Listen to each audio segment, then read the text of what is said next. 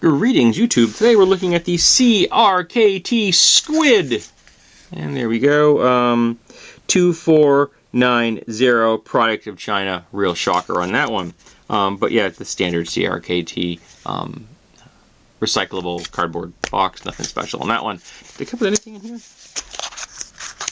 Oh, it came with a catalog, which I'll be recycling as well. So here is the knife in question. It came in a plastic baggie, but that was chucked a long time ago.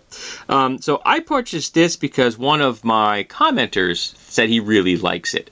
So I'm like, I had to round up an order to get free shipping. So I'm like, what the hell, I'll pick it up. It was like 18 bucks, 17 or 18 bucks off of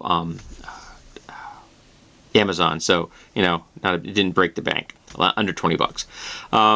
And here we have the CRKT logo, and the pocket clip is got a nice little cutout here so you can have access the two screws. But I happen to also like it aesthetically. I just kind of think it adds a nice little feature to it, a nice little touch as opposed to just straight metal. You obviously, first thing you're going to see, this is an all steel frame lock. And I found it interesting that they had two notches here, well, three, I should say, three grooves and two peaks on this, as opposed to just making a single flat surface. They didn't have to do that. It's just a little bit more visually interesting. I kind of think that's kind of cool. And I still, to this day, do not know if making the cutout on the outside of a frame lock makes a difference as compared to the inside of a frame lock, because I have seen frame locks that did both. So if anybody out there knows there's a difference, any of you science geeks or metallurgists out there can tell me, that would be cool. It has an aluminum spacer in here, in case you want to use a lanyard of some variety, but that is fairly tiny. You get like a key ringer in there, but you're going to have to get fairly thin cord in there if you want to use that. Nice and flush on this side. Pivot here. No nonsense. Semi-open construction. And here is your pivot to change the resistance. I didn't have to. The knife came nice and centered, and it opens up that problem, so I didn't have to touch it. You're going to notice some nice, big, chunky jimping here. It kind of goes along with the big, chunky kind of grooves in there, so it's good aesthetic consistency. Pocket clip is quite usable, though it is it's a bit on the stiff side. Dual thumb studs. I like the pyramid shape and a little ball at the top, not ball, but I mean rounded section, because I feel that if you're going to do it like this, that rolls in your finger really comfortably and makes opening quite consistently. Though this is the much faster, much preferred method of opening it. And when you're doing that, your fingers very much are relying on that pocket clip to grab your purchase. Okay, there's no getting around that. If you're going to pop this thing without that pocket clip, it would be difficult to do, at least for me. You get a nice solid lockup, no movement in any direction, and it works out to about a 50% lockup on that. And let's see actually how much resistance there is. I didn't actually check that. Let me see.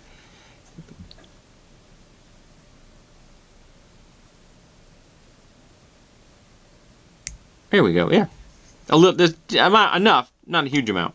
And the tip is nicely buried in there, so you're not going to have to worry about, catching that on something or something, if it's sticking in your pocket. Now this is actually small enough to be a true pocket knife. You could drop this in your pocket without a problem.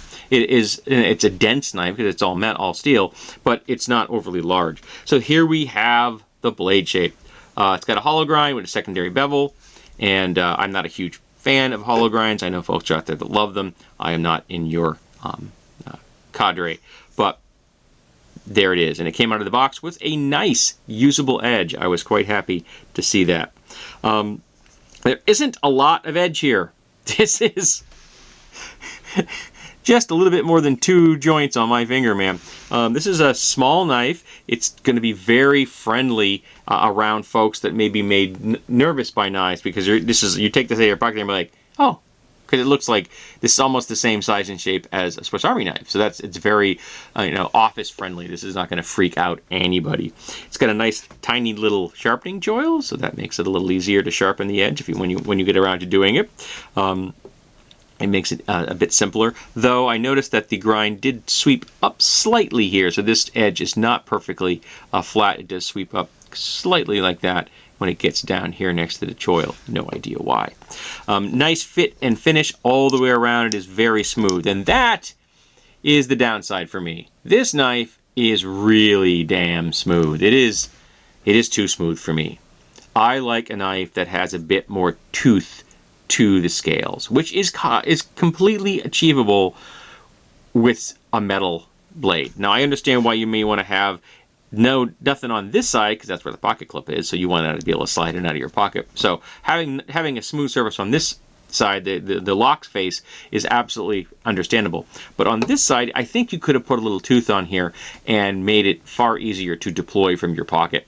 Though you can do this kind of a thing, you know, pull it out so you're hooking your finger on the tip of the clip when you pull it out like this, which is, in my opinion, kind of a necessity unless you have something a little, you know, a bead or something on the end, so you can pull it out that way, which would probably actually improve your grip slightly, because this is really only a three-finger carry grip rather. So if you had a little tassel there, that would actually give you something else to hold on to.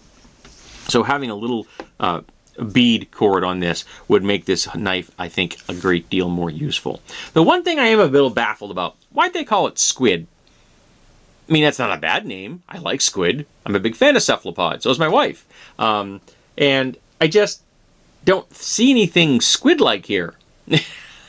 There's nothing that makes me think of a squid. If you were to have handed this knife to me, I would have held it in my life, and someone said, "What do you think we should call this?" And I would have gone, "Pug." Because it's kind of stumpy and a little wide. But I wouldn't have thought of squid. So naming conventions are weird sometimes in knives. I still can't figure out why the CJRB Gobi is called Gobi. That one still mystifies me.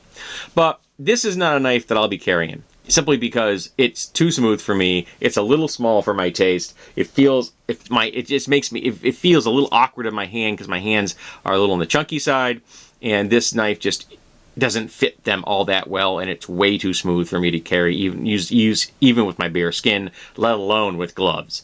So yeah, not my build.